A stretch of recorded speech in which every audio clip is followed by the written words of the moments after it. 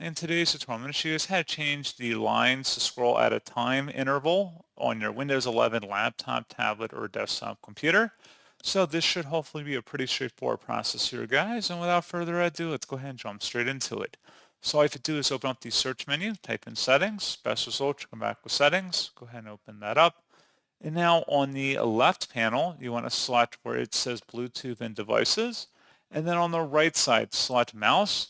And where it says underneath scrolling, lines to scroll at a time, drag it to the right to increase or to the left to decrease that number. And that's what you have to do.